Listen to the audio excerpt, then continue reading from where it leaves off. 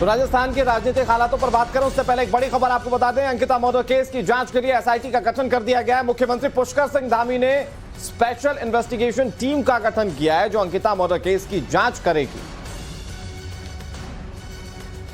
तो Ankita murder case में इस समय की सबसे बड़ी अपडेट, एक तरफ जहां पर शव बरामद किया जा चुका है, अब एसआईटी गठित की गई है। अब ये पूरा मामला स्पेशल इन्वेस्टिगेशन टीम के पास में होगा। मुख्यमंत्री ने एसआईटी जांच होने की बात कही है, टीम गठित कर दी गई है। जल्द ही इस पूरे मामले में और भी क्या पहलू सामने आते हैं वो हम सभी के सामने होंगे। लापरवाही बरती गई ये स्पष्ट हो जाता है। लोगों की नाराजगी सातवें आसमान पर है। लोग लगातार मांग कर रखे हैं सख्त कार्रवाई की, अंकिता के लिए न्याय की मांग कर रखे हैं। और लोगों का कहना है कि चूंकि इसमें लगातार पॉलिटिकल इन्वॉल्वमेंट है, इस वजह से इस पूरे मामले की उस तरह से जांच नहीं होगी। अभिषेक हमारे साथ में। अभिषेक, क्या अपडेट है? एसआईटी गठित की जा रही है अंकिता मर्डर केस में।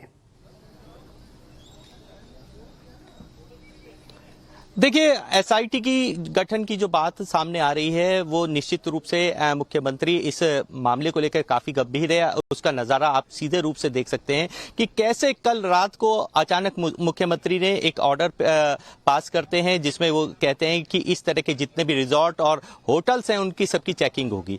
और दूसरा सबसे अहम जो उन्होंने अपना किरदार निभाया वो बुलडोजर का कराया, जो बुलडोजर को लेके आते हैं और बुलडोजर के बाद जो घटनाक्रम पे वो बुलडोजर से ध्वस्तीकरण की कार्रवाई करते हैं, उससे लोगों में एक आस जगी। ये एक ऐतिहासिक मामला है उत्तराखंड के लिहाज से, जब किसी जो आरोपी हैं इस तरह के काम करके जो बचने की कोशिश करने की जो बातें आ रही थी उसका सीधा मुख्यमंत्री के इस बुलडोजर की कार्रवाई ने यह साबित कर दिया कि कोई भी बचेगा नहीं, किसी को छोड़ा नहीं जाएगा, चाहे वो किसी भी पद प्रतिष्ठा के साथ यहां उत्तराखंड में वास करता हो। इस बात से बिल्कुल जो लोगों की उम्मीद थी उस पर खरे उतरे हैं। वहीं दूसरी बात में एसआईटी की अगर मैं करूं तो पूरा मामला तकरीबन खुल चुका है। आपको मैं बता दूं, जिस कॉल डिटेल की बात कर रहे थे, जहां से ये मामला पूरा खुलता है, अंकिता की व्हाट्सएप चैट से ये मामला पूरा खुल के सामने आता है।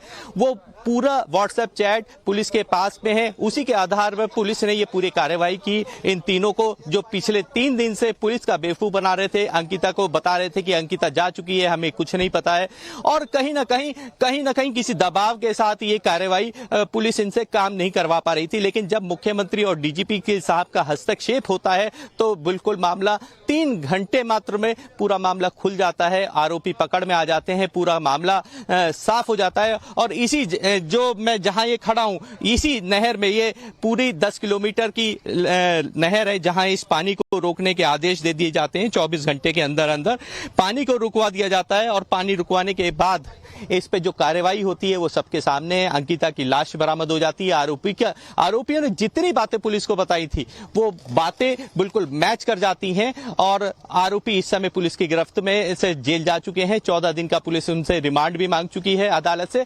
और आने वाले दिनों में और कितने खुलासे होते हैं ये देखने वाली बात होगी, जब निशानदेही पे पुलिस उन्हें ले लेके जगह पे जहां जिस स्पॉट पे अंकिता को गिराया था इन लोगों ने और किस बात को लेके गिराया था, जब तक वो 164 के बयान नहीं हो जाते तब तक इस कार्रवाई में मजबूती नहीं आएगी। और दूसरा, पुलिस के लिहाज से शव की बरामदगी जो हुई है वो बेहद केस को मजबूत करती है। अगर शव बरामद ना होता तो निश्चित तौर पे इस केस में काफी ढील पड़ जाती। शव के बरामद के होने से इस केस में एक बार फिर जान आ गई है। अगर शव बरामदगी है तो हत्या का जुर्म भी इकबाल जो हत्या का जुर्म भी है, उन्होंने इस बात को मान लिया है कि हमने इस तरह की घटनाक्रम किया था, वो सबके सामने आ चुका है। और जैसे जैसे आरोपियों ने जो कहानी बताई थी उसके मुताबिक अंकिता का शव भी आज बरामद हो गया। उनके घर वालों ने उनकी शिनाख्त भी कर ली है।